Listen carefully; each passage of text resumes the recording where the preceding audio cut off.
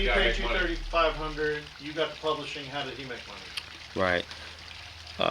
What I've learned, and I love to talk about the business of music, is I'm actually passionate about that part of it just as equally as I am about the production and the songwriting portion of it.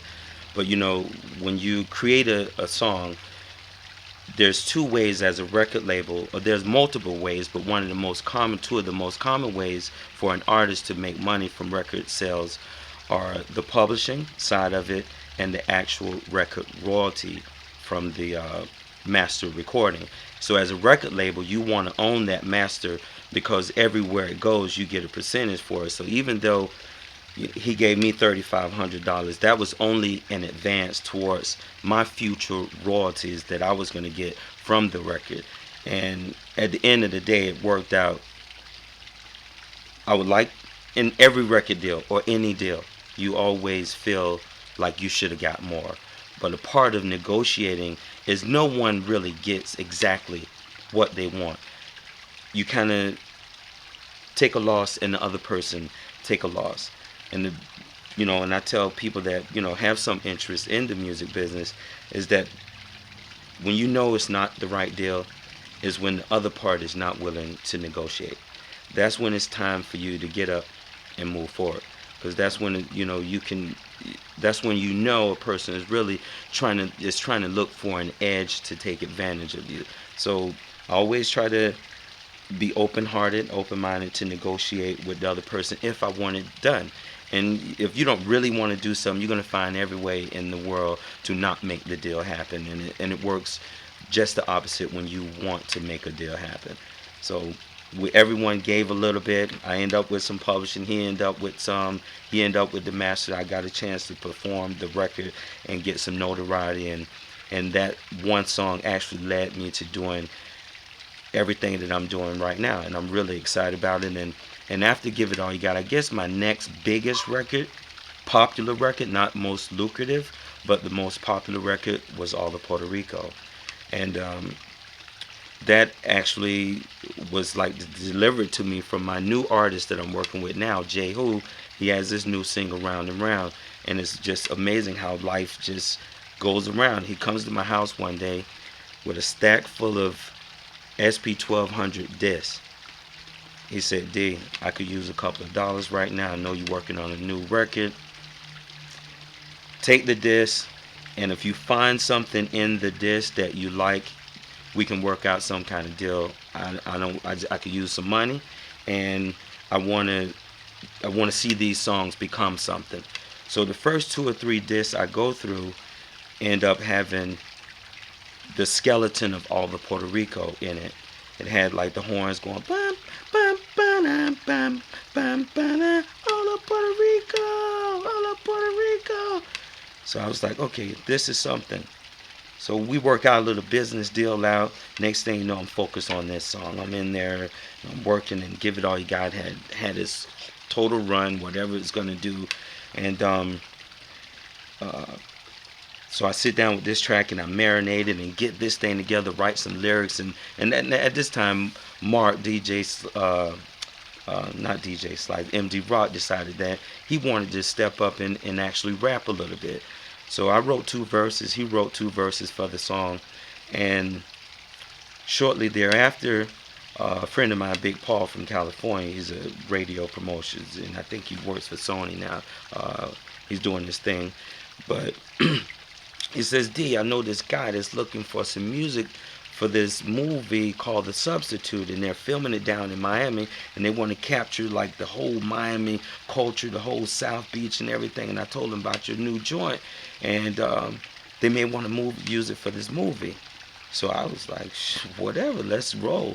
So I shoot whoever the person is that I needed to get it to, and he was like, this is exactly what I'm looking for. And I shoot him that, and maybe the week later I go down to Daytona to this big car show, the Spring Break Nationals, where they have all these car systems out every spring. They do this. So I go down there, I'm in the car stereo, and DJ Laz is in the car stereo, Billy E, a couple of other friends of mine, and next thing you know, Laz comes up. And he goes, "What's up, motherfucker? You must be crazy. All these damn speakers. I built this customized van, had like 818s in it, a total like 40 something speakers with tweeters, amps and stuff, all crazy." So Laz sat in it, and he goes, "Let me hear it." So I closed the door. And I knew I wanted Laz to help me, market this or get this song on the radio. So the first song I played was All of Puerto Rico. So I had this thing on mute, and as soon as I get to that track 9, I remember that. I take that thing off mute, and boom! DJ Laz say, "What the hell is wrong with you, boy? You ride around listening to shit like that?" So I was like, "Hey man, welcome to the bass world." He goes, "Damn!" So he says, "Man, I like the song." So I talked to Lance about, possibly, helping me get the song on the radio, and so he goes, "D, I like it." I talked to whoever I need to talk to. It's a go. We're gonna add the song next week or the week after, and that song popped off. The movie came out. Laz got it going on the radio. We're all over California performing the song, and that was my next my next big record. How did it do in Puerto Rico? It did well, but I never got a chance to go over there to perform it. Unfortunately, because I heard the girls are beautiful over there, by the way, but never got a chance to perform it there. One of my most successful projects that I did under the Hip Rock label, which is a record label that I started, just being a fan of hip hop music and rock music, that's how I came up with the name Hip Rock. And a friend of mine, Seth Majors, stops by my crib one day, and he had a Magic Mike CD. And I love Magic Mike. I like what he's done with bass music, and I didn't know this at the time, but Magic Mike was selling a lot of records. And I never really made music to sell records. That's like an afterthought, and I still don't. And I hate people that do. Just make the freaking record. If it's a hit, it'll find its home. It'll do what it do, baby. But my friend Seth comes over, and he has this Magic Mike CD, and I've been telling him about my music, and he was oblivious to what Afro-Rican was. So I let him hear a couple of my tracks, and he goes, "Yeah, that's pretty cool, man, but it doesn't have enough bass."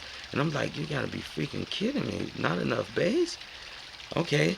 So he goes, "You should make something like this. Do you have a CD player?" So I throw in, and I didn't know who it was, so he throw in Magic Mike, and it was like boom, boom, boom, samba, and I was like, "Whoa, that's on some other kind of crazy bass." And I said, "This stuff doesn't play on the radio. I never really heard it on the radio. I never heard it in the clubs anywhere." He said, "Yeah, but you go to a car show, and this is what you hear out there. You hear all Magic Mike, Magic Mike." And I was like, "Okay." So he goes, "Now you would be the bomb if you could make something like that." Magic Mike, no offense, bro, but I didn't think it was something outside my realm of producing. So I listened to a couple more tracks, and I gave him the CD back. I said, "Stop by tomorrow. I have a couple of tracks for you." Just like that. So he said, "Sure, right," not really believing in my ability to step up to the plate, so to speak. So I'm thinking car show, not really taking myself out of being a person that come from a DJ background who everything had to fit into the club, and then radio comes secondary. Everything comes second to the club. Now I have to think, how can I make music? How can I sell music to a person that ride around in a car and listen to bass all day? So I just said, just give him bass. Just give it to him. Just drop boom, boom, boom, boom, up and down, bass. But then I thought that would be so unclever. Let me get back and focus on this a little bit and see how can I make my mark in this bass world. Not from where I come from is bass, but in this bass world. So I come up with this group, and I called it Power Supply.